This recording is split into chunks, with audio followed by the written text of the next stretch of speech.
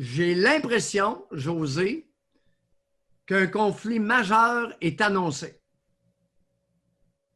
dans l'actualité aujourd'hui. Je m'explique. Régent Tremblay, c'est lâché lousse.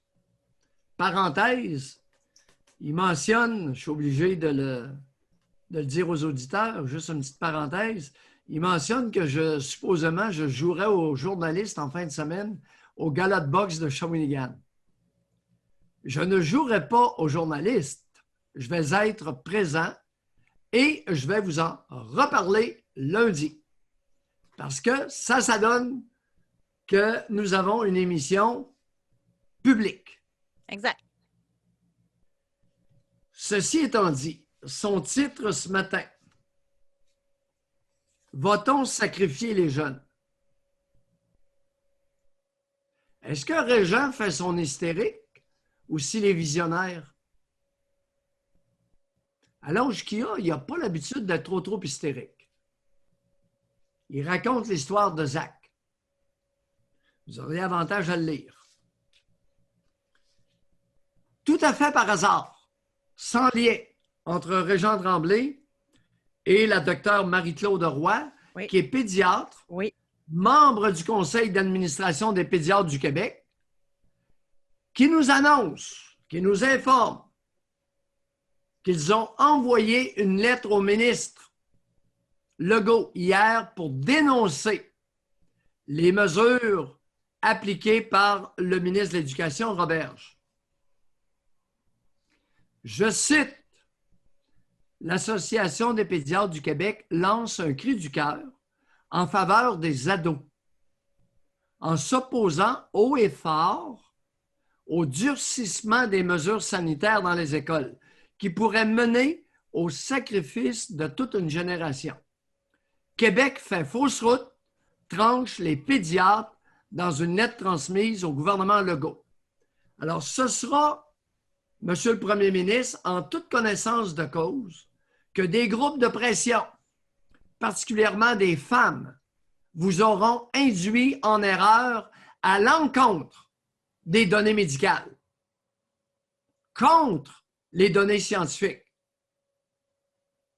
Dans le même article, on parle que plus de dépression, que plus d'anxiété chez les jeunes. Particulièrement les garçons, parce que le sport, les activités, les sports de contact touchent davantage les garçons que les filles. Je cite, je continue dans l'article, à l'Association montréalaise des directions d'établissements scolaires, sa présidente, Hélène Bourdage, estime que ce resserrement était la chose à faire. Hélène, tu as quoi comme connaissance épidémiologique, comme connaissance médicale? Zéro bin barre, mon Hélène. Je continue. Les syndicats d'enseignants. Je commence à être écœuré des syndicats d'enseignants. On va dire les syndicats d'enseignantes. Vous êtes majoritaires. Je lis la phrase, José, à mes cœurs. Les syndicats d'enseignants approuvent quant à eux. Cibole, c'est faux. Fake news. Primaire, secondaire, ce sont des femmes. Très majoritairement. Effectivement. Donc, je reprends la fake news. Les syndicats d'enseignantes approuvent quant à elles le resserrement, mais estiment toutefois que ces mesures arrivent tardivement et auraient dû être mises en place dès la rentrée. Comment comprendre que les associations de Montréal de direction d'établissement, probablement fortement majoritairement féminines, et que les syndicats d'enseignantes s'opposent à la médecine et à la science? Ça m'inquiète énormément.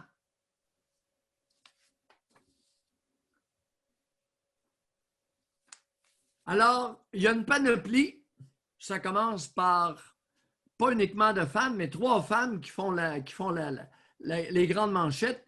Malheureusement, Denise Bombardier, je ne suis pas d'accord avec elle ce matin. Je suis contente de vous entendre parce que j'allais vous l'amener là, un matin, là. totalement Emmanuel Latraverse, qui se dépasse. Alors là, puis Marie-Ève Doyon. Mesdames, avant d'écrire n'importe quoi, j'espère que vous allez vous corriger suite à la sortie de l'Association des pédiatres du Québec. En plus, avec Jean-François Chicoine, qui suit la situation, qui est pédiatre, très bien connu, excellent vulgarisateur.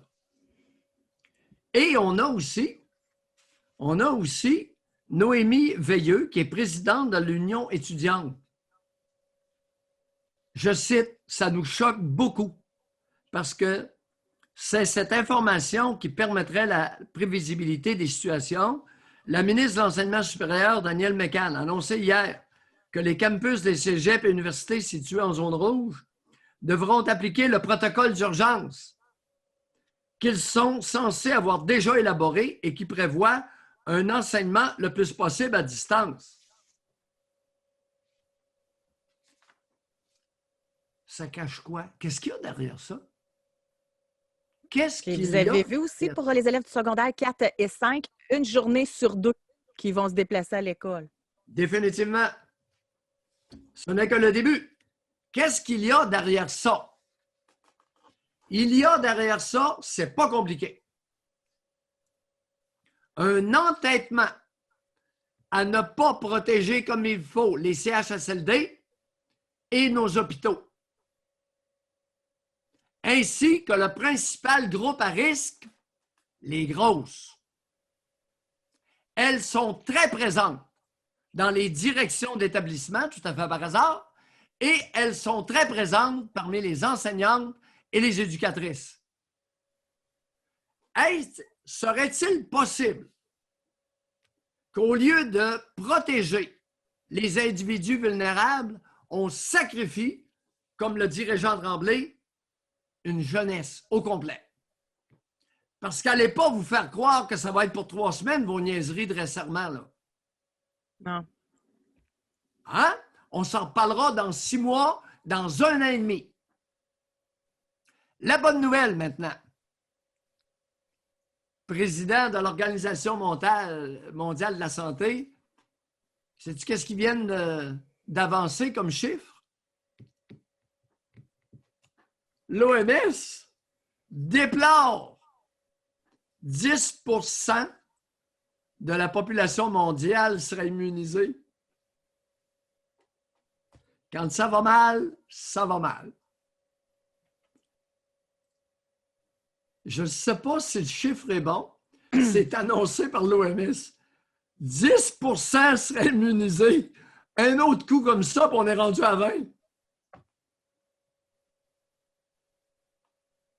Mais moi, la phrase que je retiens de vous, là, c'est « Qu'est-ce que ça cache? » Qu'est-ce que ça... Moi, personnellement, je pense que là, d'ici quelques semaines, on va être reconfiné comme on l'a été. Puis que là, au lieu d'annoncer ça drastiquement, là, ils vont petit par petit. Là, c'est les gyms, là, c'est l'école, là, c'est ci, là, c'est ça. Checkez bien ça aller, là, on va tout être reconfiné. C'est ça qui s'en vient, j'ai l'impression. Un conflit majeur annoncé ce matin. Ça pourrait être laid.